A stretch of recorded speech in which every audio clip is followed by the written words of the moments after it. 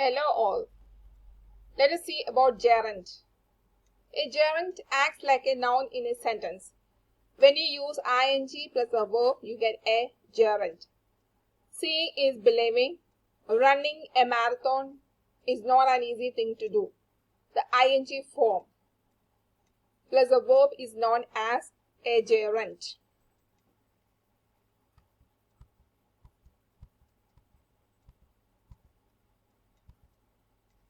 A possessive noun or pronoun comes before a gerund.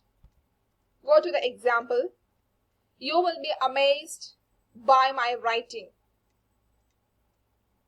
Here the possessive noun is my.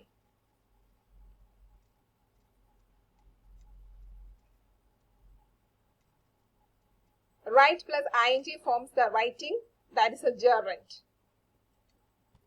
Please exercise the quiz. Thank you.